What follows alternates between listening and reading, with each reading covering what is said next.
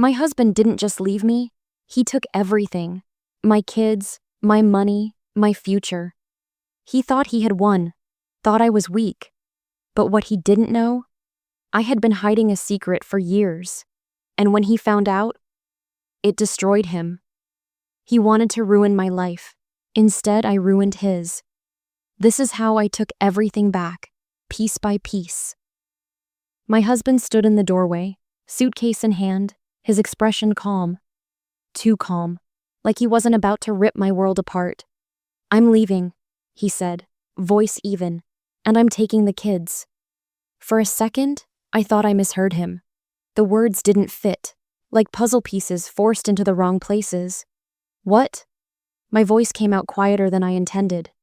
"You heard me," he said, shifting his weight, already impatient. "I've already spoken to a lawyer. You won't win this." The room felt suddenly smaller, like the walls were pressing in. Behind him, the hallway stretched toward the kids' rooms. Their coats were missing from the hooks. "You..." I swallowed hard. "You took them already?" He had the audacity to sigh, like this was exhausting for him, like I was making it harder than it had to be. "I'm doing what's best for them," he said. "You're not stable, and they need stability." I almost laughed. Almost. Not stable. That was rich, coming from a man who spent years lying to my face, making me feel like I was the problem. A man who thought I wouldn't notice the late nights, the hushed phone calls, the missing money. But I didn't argue. Not yet. Instead, I did what he least expected. I tilted my head, studied him, let the silence stretch. He shifted again, uncomfortable now. "Good. Say something," he snapped. I blinked, slowly. "You already made your choice." He exhaled, relieved, mistaking my composure for surrender. "I'm glad you understand," he said. "This will be easier for everyone. You can move on, start over." Like my life was an apartment lease he was breaking early, like I could just start over after he took the only thing that mattered. "Just sign the papers when they come," he added, already stepping back. "I don't want this to get ugly." I watched him, this man I once loved, as he turned to leave, as if he had won, as if I was done. He had no idea. I had been hiding something for years, and he was about to find out. The door clicked shut behind him, and the silence that followed felt heavier than his words. I stood there for a moment, staring at the empty space he left behind, the air still thick with his presence. Then, slowly, I walked to the window. The street below was quiet, except for the sight of him loading the last suitcase into his car. The kids were in the back seat, their little faces turned away. They didn't even look up. He must have told them something. Something to make them believe this was normal. I should have screamed, cried, thrown something. But I didn't. I just turned away. Because this wasn't over. My phone buzzed on the counter, a notification from my bank. I swiped it open and felt my stomach drop. Joint account balance, €0. I closed my eyes, breathed in. Outside. So that was his game. Taking the kids wasn't enough. He wanted to make sure I had nothing. No fight left in me, no means to stand against him. He'd been planning this for months, draining the accounts bit by bit, just like he drained me. The late-night calls, the secretive meetings, the work trips that never quite added up. I should have put it together sooner. But I had been playing my own game, too. I opened my laptop, fingers steady as I navigated to a different account. One he didn't know existed. The numbers on the screen made my lips curl into the faintest smile. He thought he had won. He thought I was defenseless. He was about to learn how wrong he was. He had the kids. He had my money. But I had something else. Something bigger. Something that would turn everything upside down. And when he found out, it would be his world that crumbled. The coffee in my cup had gone cold, untouched as I stared at my laptop screen. The numbers in my secret account gave me some comfort. But comfort wasn't what I needed. I needed control. My husband thought he had taken that from me, thought he had backed me into a corner with no way out. But what he didn't know was that I'd been preparing for something like this for years. Maybe I didn't know exactly how it would happen, but deep down, I always knew he would betray me. I clicked through my files, pulling up a collection of documents I had been keeping for a long time. Emails, bank statements, proof. At first, I had saved them without a plan, just a quiet instinct that told me to be careful. Now, that instinct was paying off. The first thing I needed to do was protect myself. I moved every cent from my personal account to a new bank, one he couldn't touch. Then, I did the same with my investments, making sure that not a single euro remained where he could reach it. I even transferred the small inheritance my grandmother had left me, something he had always assumed was gone. Then I called my lawyer. It was late, but he answered on the second ring. "I was expecting this," he said before I could speak. I let out a breath. "He took the kids." "I know," he said. "He already filed." Of course he had. He wanted to catch me off guard, trap me in a position where I had no time to react. He really thought I would break that easily. "What are my options?" I asked, keeping my voice steady. There was a pause, then the quiet shuffle of papers on his end. "Honestly, this won't be easy. He's built a case against you, and he's done it well. If we fight him directly, we might lose." I nodded, even though he couldn't see me. "I don't plan on fighting him directly." Another pause. "What do you mean?" I looked down at the file on my desk, the one labeled with my husband's name. Inside were the documents I had been collecting for years, the ones he didn't know existed. "I mean," I said slowly, "I have something he's not expecting." My lawyer sighed. "How bad is it?" I glanced over the records, the evidence of what he had been doing behind my back. The money, the debts, the affairs. "Bad enough," I said. Another silence, but this one felt different. When my lawyer spoke again, his voice was sharper, more focused. "Send me everything you have. Now." I didn't hesitate. Within minutes, I had forwarded the files, watching as they uploaded one by one. My husband thought he had stolen my life out from under me. He thought he had destroyed me. But I had let him think that. Because when he finally realized what I had been hiding, what I knew about him, he wouldn't just lose the upper hand. He would lose everything. The first crack in his confidence came 3 days later. I was sitting at my kitchen table, staring at the empty space where my children should have been eating breakfast, when my phone buzzed. His name flashed across the screen. He never called unless he wanted something. I let it ring twice before answering. "What do you want?" I asked, keeping my voice as flat as possible. There was a pause, just a second too long, and I knew. He was nervous. I just got an email," he started, but he already sounded different, less sure. "From your lawyer?" I waited, let him talk. "Listen," he continued, trying to sound casual, like we were two reasonable people discussing a minor inconvenience. "This isn't necessary. We don't have to drag this into court." I almost laughed. He was scrambling already. "You're the one who filed," I reminded him. "You wanted this." Another pause. I could hear him breathing.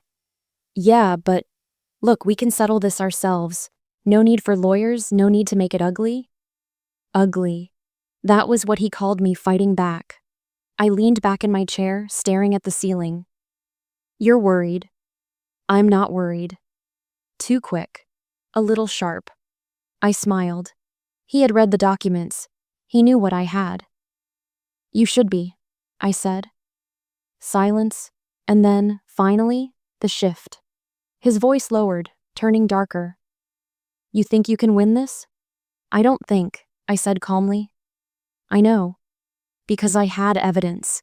Not just proof that he had drained our accounts, but bank records showing where the money had gone. And it wasn't just for personal luxuries. It was worse. So much worse. He had been laundering money through fake investments, making shady deals in my name, committing fraud. And if that wasn't enough, there were the messages, the photos, proof of his affairs. He hadn't just betrayed me, he had left a trail. This isn't just a custody case anymore, I said, letting the words sink in. It's about your financial crimes, and if you push me, I will take this to the authorities. His breath hitched, and I knew I had him. He could fight me in family court. He could lie, manipulate, even twist the truth in his favor. But fraud, money laundering, that was different. That was prison. You wouldn't, he said, but now he sounded less certain. I stood, pacing slowly across the room. Try me. For the first time, he had nothing to say. And I hung up before he could find the words. The silence after our call didn't last long. Within an hour, he sent a string of texts. At first, they were measured, carefully worded attempts at negotiation. We don't have to do this. We can talk. Let's be civil about this. Think about the kids. You don't want them caught in the middle of a legal battle. I ignored every single one. Then, predictably, his tone changed. You're blowing this out of proportion. You always overreact. This is why I left. You think you're so smart, but you don't know what you're doing. This will backfire on you. There it was. The shift from diplomacy to intimidation. Classic. I knew exactly what was happening. He was panicking. For the first time, I wasn't the one scrambling for answers. He was. Because he knew that if I followed through on my threats, he wouldn't just lose custody. He'd lose everything. Still, I waited, didn't respond. Let him twist. Later that evening, my lawyer called. He's trying to renegotiate, he said. Wants to discuss a private agreement instead of going to court. I smirked. Of course he does. He also said, my lawyer continued, and this was where his voice shifted, that you have no proof. That if you take this to trial, you'll only embarrass yourself. I exhaled slowly, rolling my shoulders. He was bluffing, and he knew I knew it. I sent you the files, I reminded him. You've seen the bank records, the transactions, the messages? Yes, my lawyer said, and so has his attorney. That was when I knew I had him, because his lawyer had seen it too. A man like my husband, manipulative, arrogant, untouchable, didn't scare easily. But his lawyer knew the law, and after seeing the evidence I had stacked against him, they knew this case was already lost. I leaned against the counter, staring at my reflection in the kitchen window. My face was unreadable, even to myself. What's his offer? I asked. My lawyer hesitated. He's proposing shared custody, no child support payments, no financial claims on either side. I let out a small, humorless laugh. So basically, he gets off easy? Basically, my lawyer agreed. I tapped my fingers against the counter, considering. My husband thought I would take the deal, that I'd be so relieved to have my children back that I'd let everything else slide. But he had stolen from me, lied to me, taken everything I had built and used it for his own selfish gain. And now, he wanted to walk away unscathed? Number I had been too careful for too long to let him escape the consequences now. Tell him no, I said, and tell him we'll see him in court. The next morning, my phone rang before I even had my first sip of coffee. My lawyer's name flashed on the screen. I answered, expecting more back and forth about negotiations. Instead, his voice was sharp, focused, excited. You won't believe what just happened. I sat up straighter. What? He caved. I blinked. What do you mean he caved? He fired his lawyer. He's panicking. His new attorney reached out, wants to discuss a full surrender. My heart pounded in my chest. That was fast. I had expected resistance. Weeks, maybe months of back and forth. But this was desperation. What's the offer? I asked, gripping my phone tightly. Full custody in your favor. He'll pay child support. And my lawyer paused, as if savoring the moment. He's offering a lump sum settlement to avoid further legal action. A significant one. I exhaled, pressing my palm against the kitchen counter to steady myself. He was paying me off. Not because he suddenly felt remorse. Not because he wanted to do the right thing. Because he was afraid. He had finally realized that I wasn't bluffing. That I had the power now. I could have accepted it right then. Could have taken the deal, gotten my children back, and walked away. But something didn't sit right. He had spent years controlling me, lying to me. Now, out of nowhere, he was willing to give up everything just to make this go away? Something was missing. What else? I asked carefully. My lawyer hesitated. We don't have details yet, but I think something bigger is happening behind the scenes. He's too eager to settle. I nodded, already feeling the suspicion creep in. He's hiding something, I murmured. And I bet, my lawyer said, that if we push just a little harder, we'll find out what. I looked at the file still open on my laptop. The emails, the transactions, the shady business deals he had tried so hard to keep from me. I had only scratched the surface. Maybe he thought handing over custody would end this. That I'd take the kids and disappear, leaving him free to rebuild his life. But he didn't realize one thing. I wasn't done yet. I had spent years being careful. Years watching, documenting, waiting. And now, it was my turn to make him suffer. By the time I arrived at my lawyer's office that afternoon, I already knew what I was going to do. I wasn't going to settle. Not yet. Not until I knew exactly what he was hiding. I sat across from my lawyer, arms crossed, watching as he flipped through the latest emails from my husband's new attorney. The wording was careful, almost too careful. They were terrified. They're pushing for a quick resolution, my lawyer said, tapping a document with his pen. They want you to sign a non-disclosure agreement in exchange for the settlement. That was all the confirmation I needed. They weren't just scared of a custody battle. They were scared of something much bigger. I leaned forward. I want to know what he's trying to bury. My lawyer smirked. I thought you'd say that. He reached into his drawer and pulled out a file. So I did some digging. He slid the folder across the desk. I opened it, and the first thing I saw was a name I didn't recognize. A company I had never heard of. But right underneath, I spotted something that made my stomach twist. My husband's signature. Page after page of financial transactions.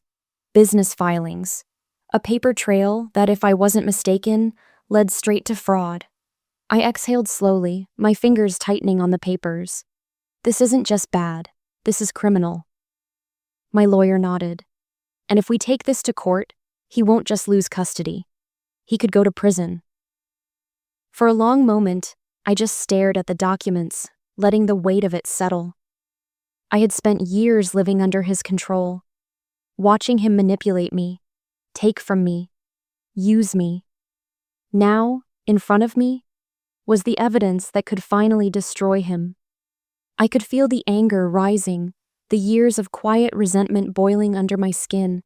He thought I would fold, thought I would take his money, take the kids, and disappear. But I wasn't just going to win custody. I was going to end him. I looked up at my lawyer, my decision already made. Let's push harder. He smiled. I was hoping you'd say that. The next move was mine. While my husband and his lawyer scrambled to contain the damage, I made sure they had no time to breathe.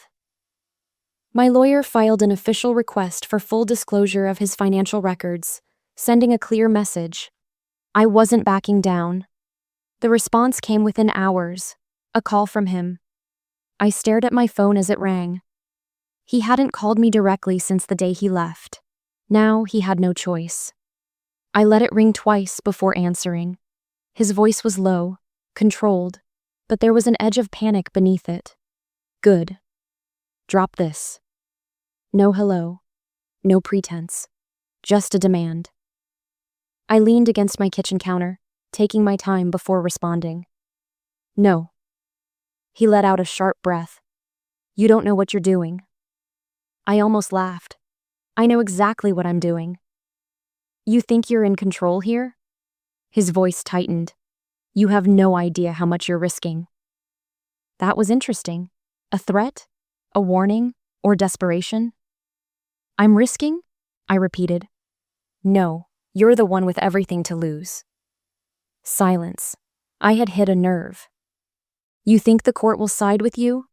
He asked, grasping for something, anything to make me doubt myself. You think you can just erase me from their lives? I sighed. You already did that when you walked out.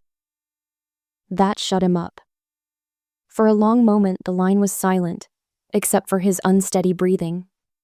Then, softer this time, he tried a different angle.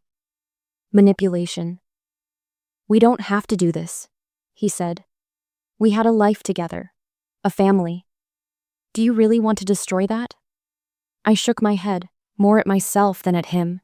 Even now, he thought I was stupid enough to fall for this.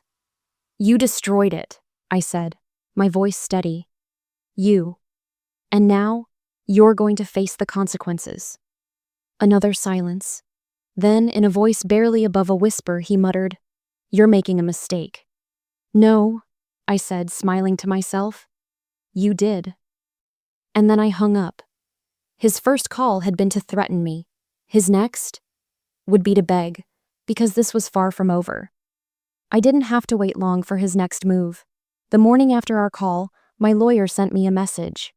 He's cracking. Attached was an email from his new attorney, filled with frantic legal jargon that all boiled down to one thing: damage control. They were no longer talking about custody, no longer talking about financial settlements. Now, they were begging for a deal. I scrolled through the email slowly, savoring every word. In light of recent developments, my client is willing to reconsider the terms of the custody arrangement. Additionally, we are open to discussing financial restitution in exchange for confidentiality. I let out a quiet laugh. Confidentiality. That was all he cared about now. Not the kids, not our family, just keeping his secrets buried. My lawyer called moments later, voice brimming with amusement. They're desperate. I know, I said. I read the email. He chuckled. They want to negotiate, privately. No court, no public record. Of course they did. A legal battle would expose everything. The financial crimes, the hidden accounts, the fake investments in my name. And if that happened, it wouldn't just be a custody battle. It would be criminal charges. I stood by the window, looking out at the city below. He had spent years lying, manipulating, thinking he was untouchable. But now he was the one running out of options. They want me to sign an NDA, I said, still staring at the email. Yes, my lawyer confirmed. They're willing to pay a significant amount for it. I could take the deal, walk away with full custody, financial security, and the knowledge that he would never dare cross me again. I could take the money and be done with him, but I didn't want his money. I wanted justice. They're expecting me to settle, I murmured. They still think they can control how this ends. There was a pause. My lawyer had worked with me long enough to know what that tone meant. You're not taking the deal, he said, more statement than question. I smiled. Number I'm not. I had spent too many years being careful, too many years waiting. Now it was his turn to be afraid. The courtroom was silent as the judge skimmed over the final documents. I sat still, hands folded in my lap, my expression unreadable. Across the room, my ex-husband, shifted uncomfortably in his chair. His skin was pale, his jaw locked so tight I thought it might snap. He looked nothing like the man who had walked out of our home weeks ago, so sure of himself, so sure that I would crumble. Now, he knew better. I had won. Full custody, child support, his hidden assets exposed, his finances audited, his reputation in ruins. But that wasn't the worst of it. What truly destroyed him was what came next. Because I hadn't just refused his deal, I had taken the evidence I gathered and sent it to the authorities. The fraud, the money laundering, the illegal deals made in my name. He thought I would keep his secrets, thought I would take the money and disappear. He was wrong. The judge finally looked up, adjusting her glasses as she cleared her throat. "Mr. Carter," she addressed him, her voice firm, impassive. "Due to the severity of the financial misconduct brought to light during these proceedings, the court has found cause to launch a formal investigation into your business dealings. You are hereby ordered to fully cooperate with the ongoing inquiry." His jaw clenched. He swallowed hard. He knew what that meant. This wasn't just about losing custody anymore. This was about losing his freedom. I didn't flinch as he turned to look at me, his expression filled with something I had never seen before. Not arrogance, not control, not even anger. Fear. I met his gaze with the same quiet strength I had carried through this entire fight. He had underestimated me, believed I would stay silent. But the truth was, I had spent years preparing for this moment. And now, I was free. The gavel came down with a sharp crack. The hearing was over. The fight was over. And I had won. As I stepped outside, the air was crisp and cool against my skin. My children were waiting for me, their small hands reaching for mine. I smiled, bending down to hold them close. They were safe. They were mine. And as for him, he was just a cautionary tale, a warning to never mistake my silence for weakness again.